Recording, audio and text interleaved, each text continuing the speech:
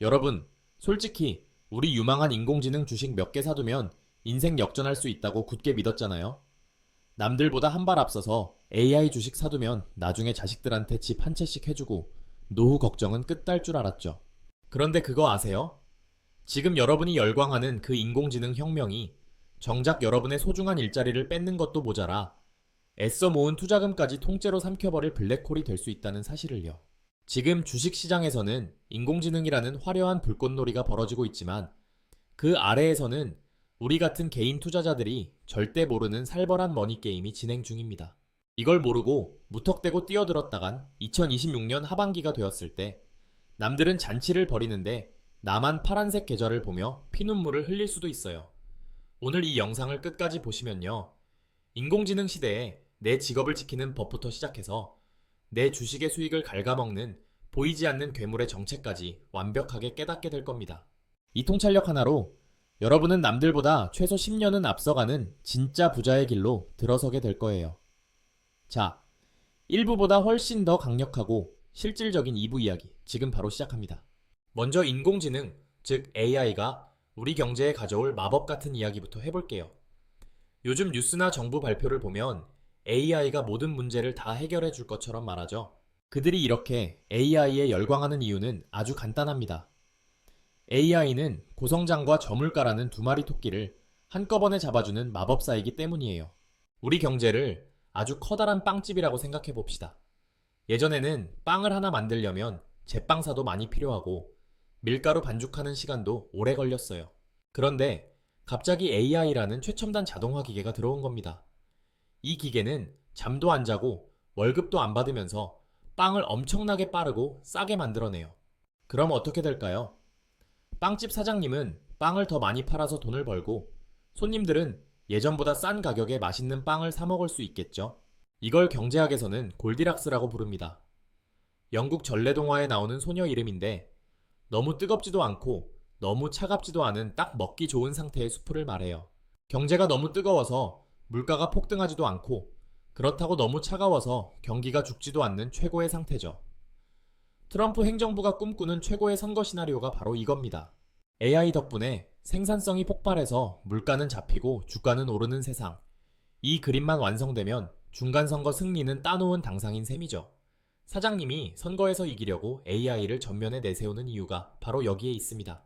하지만 여기서 우리 같은 사회 초년생이나 평범한 직장인들이 반드시 알아야 할 무서운 그림자가 있습니다. 바로 고용 없는 성장이라는 놈이에요. 아까 그 빵집 이야기로 다시 돌아가 볼까요? 빵집은 돈을 엄청나게 벌고 주가도 연일 사상 최고치를 찍습니다. 그런데 문제는 그 빵집에서 일하던 제빵사들입니다.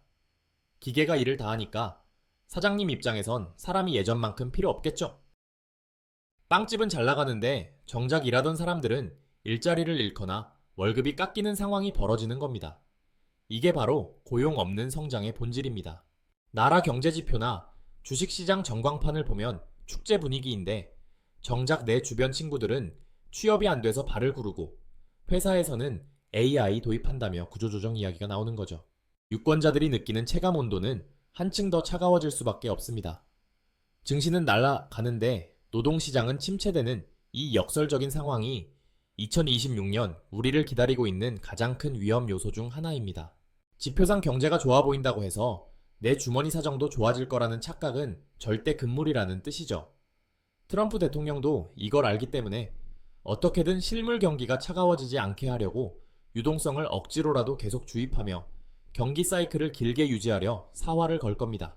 자, 이제 두 번째로 우리 초년생 투자자들의 뒤통수를 칠 수 있는 진짜 블랙홀 이야기를 해볼게요. 바로 대형 기업들의 상장, 전문 용어로 IPO라고 부르는 현상입니다. 는 2026년에는 우리가 이름만 들어도 설레는 기업들이 주식시장에 나올 준비를 하고 있어요.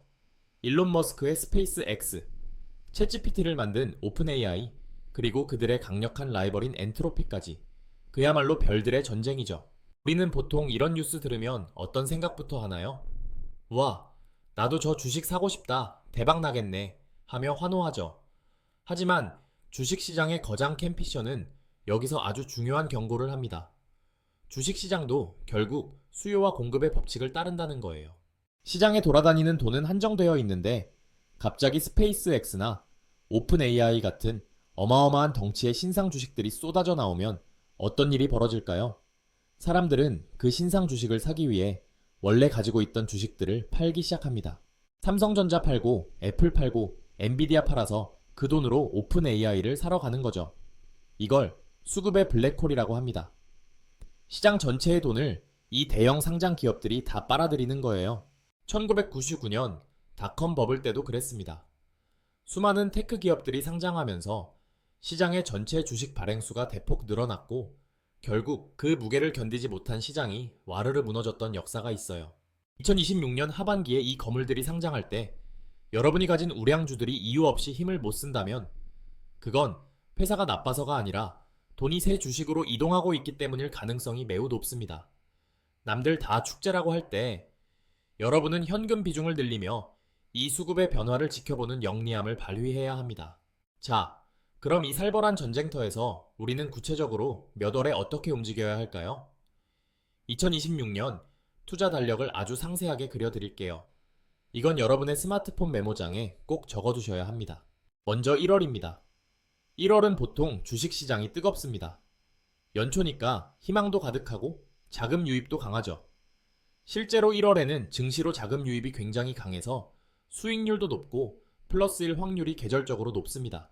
하지만 조심해야 할 건 1월 말에서 2월로 넘어가는 시기입니다. 기관 투자자들이 연초에 자금을 배분하는 리밸런싱 과정, 즉 장바구니에 담긴 물건들을 싹 정리하고 다시 담는 과정이 마무리되면서 일시적으로 시장이 조정을 겪을 수 있어요. 연준에서도 1월 말에 유동성 환경이 긴축될 수 있다고 언급했으니 주의가 필요합니다. 또한 1월에는 일본 은행의 금리 결정도 잘 보셔야 해요. 일본에서 아주 싼 이자로 돈을 빌려다가 미국 주식을 사던 사람들이 일본 금리가 오르면 그 돈을 갚으려고 미국 주식을 팔아버릴 수 있거든요. 이 나비 효과를 꼭 모니터링 해야 합니다. 그 다음은 3월과 4월입니다. 이때는 미중 관계와 세금이라는 두 가지 키워드를 기억하세요. 특히 4월은 미국 사람들이 1년치 세금을 내는 달이에요. 세금을 내려면 통장에 든 돈을 빼서 정부에 보내야 하죠. 그럼 주식시장에 돌던 돈들이 대거 정부의 계좌로 흡수됩니다. 시장에 돈이 마른다는 뜻이에요. 이 시기를 유동성 함정의 구간이라고 부릅니다. 돈이 마르니까 주가가 예민해지기 쉽죠. 이때 트럼프 대통령은 세금 환급 카드를 써서 시장에 단비를 내려주려 할 겁니다. 또한 3월에 열리는 중국의 양회에서 어떤 발전 계획이 나오는지에 따라 미국과 중국 사이에 평화 무드가 조성될 수 있고 이게 시장에 완충작용을 해줄 수 있습니다. 5월은 정말 중요한 달입니다. 바로 연준 의장 제롬 파월의 임기가 끝나는 달이기 때문이죠. 파월의 임기가 막바지에 다다르면 시장에서는 다음 의장은 누가 될까? 트럼프 입맛에 맞는 사람이 올까? 하는 소문으로 아주 시끄러워질 겁니다. 시장은 불확실성을 가장 싫어하기 때문에 이때 변동성이 크게 나타날 수 있어요. 트럼프는 자신의 입맛에 맞는 인사를 원하겠지만 채권 시장의 반발을 피하고 증시 안정을 위해 중도적인 인물과 타협할 가능성도 큽니다. 비행기 조종사가 바뀌는 시기이니만큼 기체가 흔들릴 수 있다는 점을 명심하세요. 마지막으로 7월과 8월입니다. 이제 중간선거가 코앞으로 다가온 시점이죠. 이때가 진검승부의 시간입니다. 그동안 트럼프가 그렇게 장담했던 AI의 내러티브가 실제 성적표로 나와야 해요. 기업들이 AI로 돈을 진짜 벌고 있는지, GDP와 고용 지표는 어떤지가 숫자로 증명되어야 합니다. 만약 이때 성적이 나쁘게 나오면 트럼프 행정부는 지지율을 끌어올리기 위해 아주 모험적인 선택을 할 수도 있습니다. 그린란드 매입 이슈를 다시 꺼내거나 중남미 개입 같은 대외 정책으로 관심을 돌리려 할 수 있죠. 도박에 가까운 정치적 국면 전환이 일어날 수 있는 시기이니 리크스 관리에 온 힘을 쏟아야 합니다. 사회초년생 여러분, 그리고 선배님들, 오늘 2부 이야기를 요약하자면 이렇습니다. AI 덕분에 주식은 오를 수 있지만 내 일자리는 위협받을 수 있다는 양면성을 이해하세요. 기업 실적이 좋아진다고 내 지갑이 자동으로 두꺼워지는 시대는 지났습니다. 또한 너무 큰 기업들이 새로 상장하면 시장의 돈을 다 빨아들이서 내 주식값이 잠시 주춤할 수 있다는 수급의 원리도 꼭 기억하셔야 합니다. 무섭게만 들리시죠? 하지만 이 흐름을 미리 알면 오히려 위기를 기회로 바꾸는 실트키가 됩니다. 노동자로서의 소득이 줄어들 수 있다면 자본가로서의 투자 수익을 극대화해야 합니다. 투자자로서 여러분이 모니터링해야 할 것은 명확합니다. 연준의 유동성 지표, 인플레이션과 고용의 흐름, 트럼프의 지지율 추이, 그리고 IPO 시장의 신규 공급량입니다. 이 네 가지만 꾸준히 추적해도 여러분은 상위 1%의 시야를 갖게 될 겁니다. 오늘 이 영상을 본 것만으로도 여러분은 2026년 하반기에 패닉셀을 하며 시장을 떠나갈 수만 명의 개미들보다 훨씬 앞서 나가고 계신 겁니다. 오늘 준비한 이야기는 여기까지입니다.